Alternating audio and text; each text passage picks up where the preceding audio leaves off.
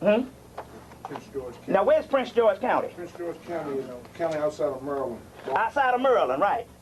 Anyway, this brother, Near Washington, D.C. yeah, this brother, when he was 15 years old, the police somehow got him into place. He didn't do anything wrong, but they somehow got him in the jailhouse anyway. You know how they do.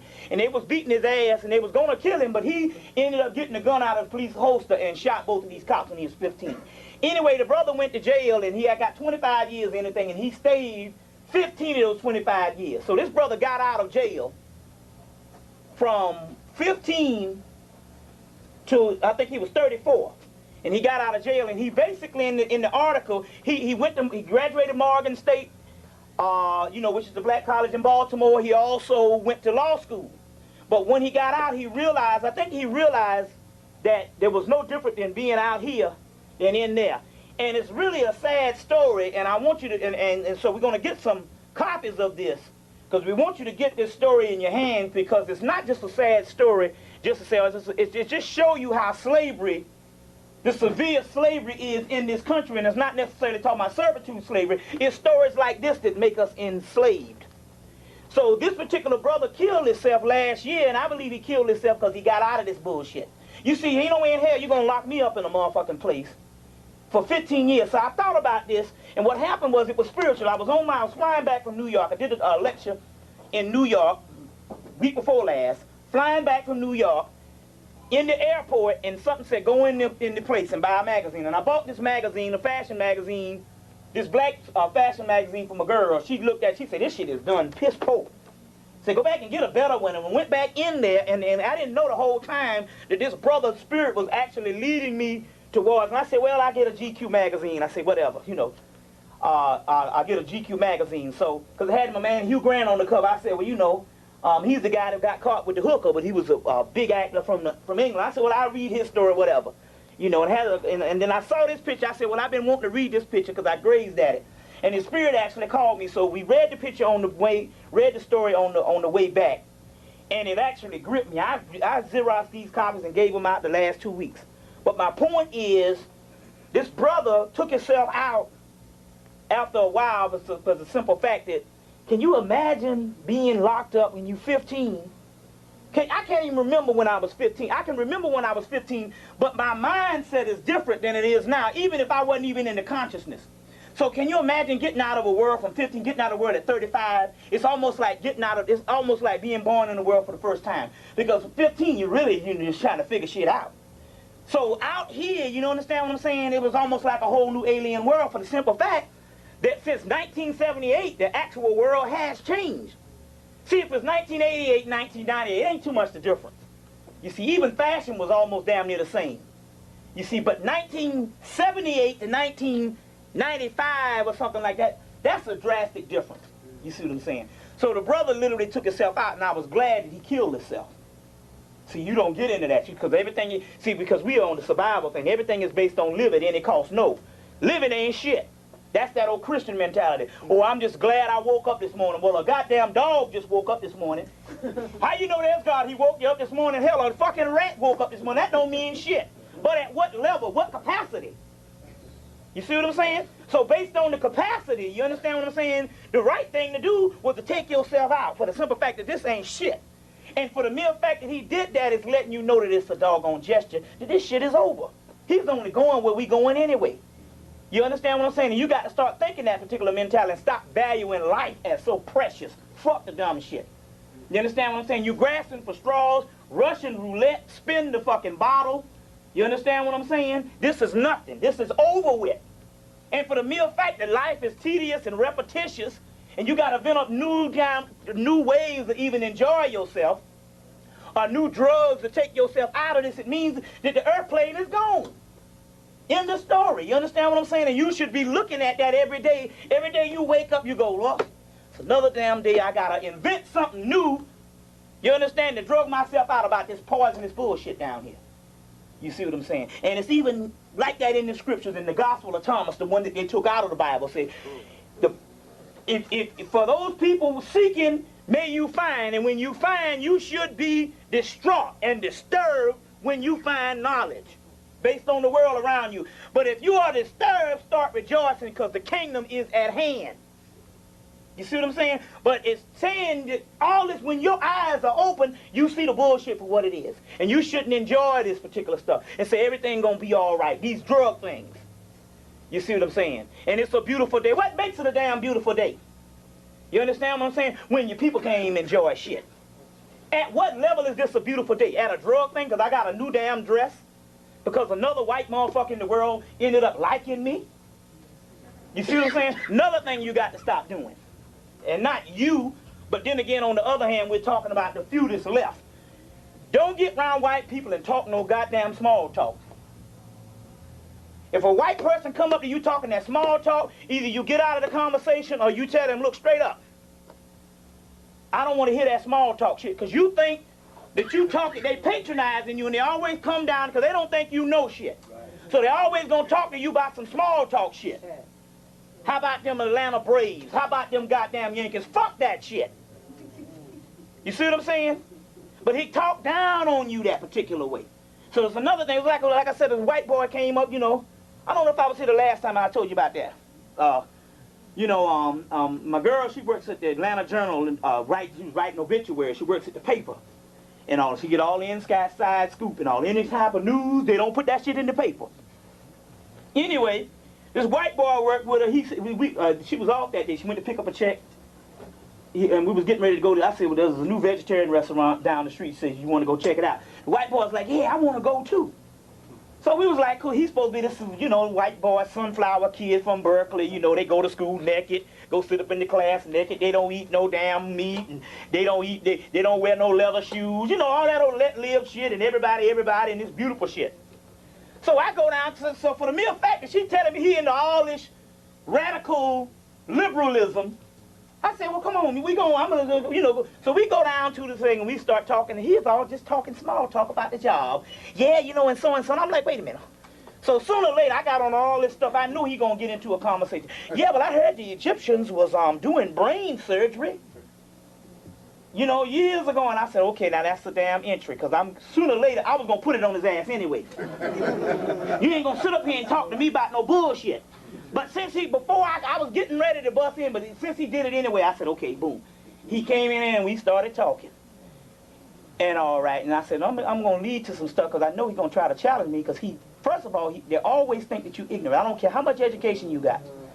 So I was saying, you know, so I said, you know, the Western man, the problem with the Western man is he thinks that primitive means stupid, and primitive just means primal. And I say the only reason why he thinks it's stupid because he's the one that's actually stupid. I kept saying the Western man, you know, that's the same thing as saying the white man. And so he said, well, explain. I said, well, you know, the primitive, you go in and go cut open a heart and hit or miss. You might save a few patients, a heart transplant and all this old bloody shit, and really you just basically just patching people up. I said, well, the ancient man would come back and he would understand that he would get an egg, he'd get a coconut, he would get some sunflower, he would get some this and that, and he'd do the same thing with the heart. And he said, I got your ass now, Kirk, nigga, because you're going to have to explain that shit to me, you know, Mr. Intellectual. I set his ass right up. He said, I got you now, and you know what? I've been doing the ritual. I've been actually doing the rituals. I've been doing some ritual stuff for a while, but I didn't understand how the process went for the simple fact the actual science behind it was lost thousands of years ago. But he said, I got you now. You're going to have to explain this thing to me, how that works based on the heart surgery. I said, well, it's like this. Everything has electromagnetic force field, doesn't it? He said, yes, it does. And I said, so the electromagnetic force field goes with everything, then we understand that everything physical is connected with electromagnetic force field also. He said, yes. I said, as well as everything is the organs of the bodies is also made up of electromagnetic force field. It's just slowed down vibratory rate. He said, yes, you know. I don't even think the cracker even knew this, but he knew that I knew what the fuck I was talking about. I said, so the African understood that if you got electromagnetic force field and everything in your body is also connected with the electromagnetic force field in nature, he understood that he could go and get an animal, or he can go and get some type of plant or root that has the same electromagnetic force field that of the part in your body, and he could match that electromagnetic force field with the part in your body, and from that he can cure you by manipulating the electromagnetic force field or manipulating the physical. The white boy's like, you know, blew this motherfucker mind, and I start laying it on his ass. I start just beating him down with the shit, just beating him up. Then all of a sudden, I realized that no white person don't like to feel stupid. See, the problem is that white people, most of them are stupid any damn way. But they automatically know that black people have a black inferiority complex, so therefore they can tell you anything, and they know you're not going to challenge them because they automatically think that you are dumb, so they can come up to you and just say any kind of shit. It's just like college. Anybody ever saw the thing when college debated the Jews out in California back in 1988, 1985? And they all came up in there with just their body. All the Jewish race and so, and he came in with books and beat up on them. He said, hey man, he said, you don't even come up in here running off at the damn mouth. But they figure because these are black people, and because I'm white, I can come and say anything because it's accepted. You see what I'm saying? Because it's accepted. You see where I'm coming from? So that's the key right now is they now, and plus the thing about it is this is not the perception based on black people that didn't have an education. They know that the average black person with a college education, you always are going to cater to him because you feel inferior. Hello. Always grinning and shit. So I say, I see this girl, she works up in the law. I think the girl is a damn lawyer. I see this girl every damn day. Beautiful black girl. She comes down with these white girls and she always grinning. I'm like, goddamn, shit can't be that funny.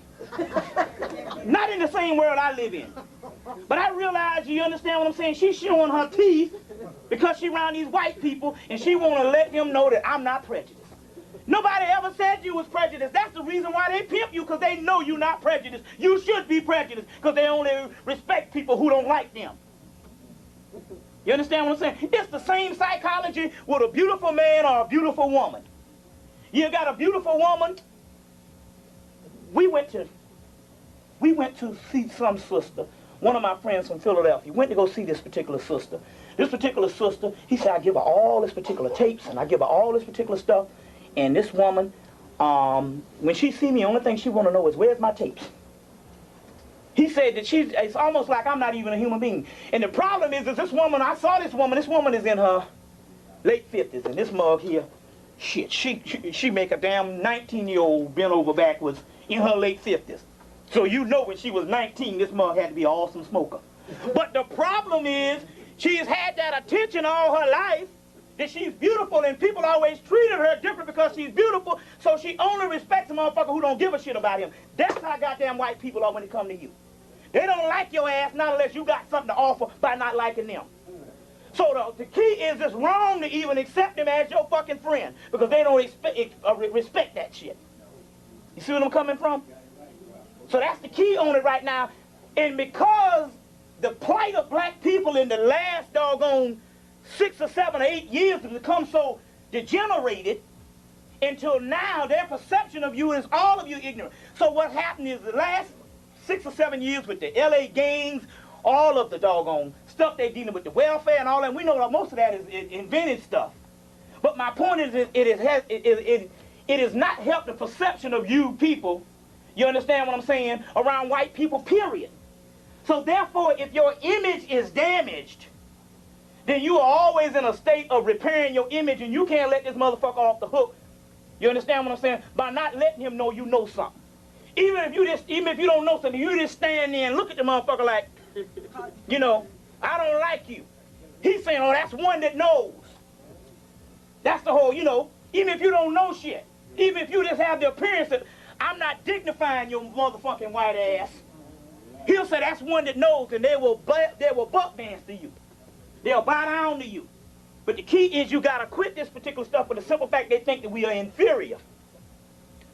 Another point, now I'll get off that, but case in point, last week, I'm at this exclusive mall, Lenox Square Mall, one of the most exclusive malls on the East Coast. So we at the mall, we go catch the train to go down to the other train station, because you can park at one train station.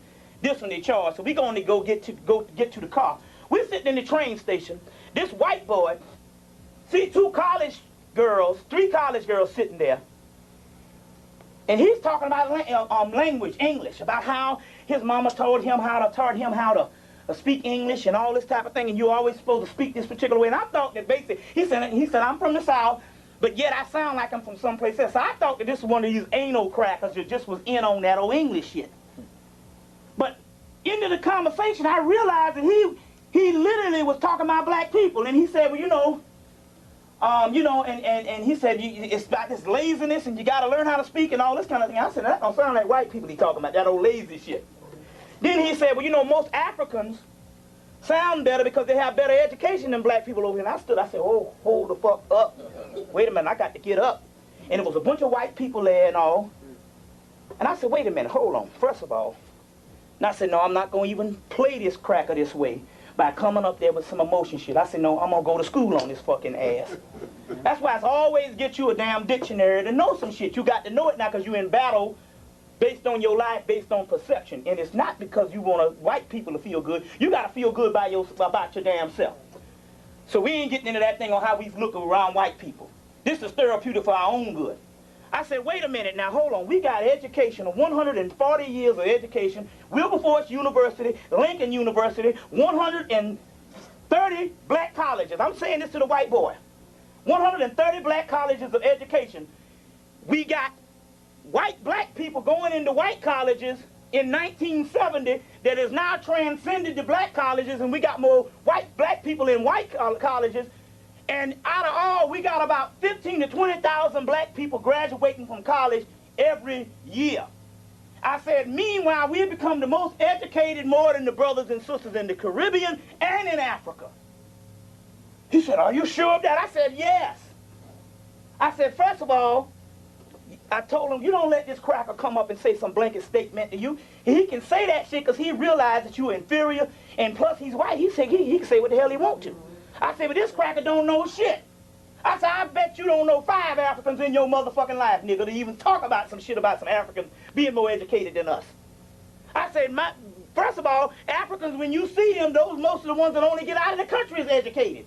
I said, well, that's not even the doggone point. I said, that's a doggone stereotype. We are 40 million people. You don't know 40 million. You don't know 2 black people. We 40 million strong conservatively. And yet you're going to make a stereotype, that's called a stereotype, when you make an assumption based on 40 million people on some blanket statement. And all right, now this the kicker. And I said, you don't let this cracker, you know, I call it a cracker, all the white people out there. Then I said, now first of all, and I said, no, then I got to do better than that. Now I got to demean your monkey ass. I got to give you some damn shit. So I got to make you feel less than a human being. I said, first of all, fuck the English language. 150 years ago, it wasn't even completed. It was only completed about 120 years ago. You were still talking about this, thou, thing, that. I said, why is that? I said, because the English language is made up of German, French, Latin, Arabic, African, Greek, all that shit composited. I say, so fuck, that's a bastardized language anyway. I said, that's why most other Europeans that don't speak English have a hard time with it. I said, number one, you look down on in your country. I said, because you're the only people in the world that's not don't at least know 2 languages. You are not bilingual, and other Europeans don't like you because of the shit. The French hate you, the English hate you, and all of the motherfuckers hate you. I said, you the Jethro Bodine. I was giving this shit to him and all. Then, now, you would feel that these girls would be proud because I'm defending the black race. Oh, no. Well, first of all, you broke into the conversation. It wasn't your conversation. Number one, he was complimenting us. I said, wait a minute. You fucking idiot. Anybody come up to you in this day and age and start talking about English or language, that's not a compliment. This motherfucker is patronizing you and he's speaking down to you because he don't think that no black people sound like a damn thing, you know, or intellectual, period. I said, he's talking down to you. You some damn college, some juniors in college, what the hell you supposed to be sounding like? You know what I'm saying? Step and fetch it? I said, that's not a compliment. This man is degrading you and he don't know it because that's his fucking nature. Yes. Let's get that straight right now.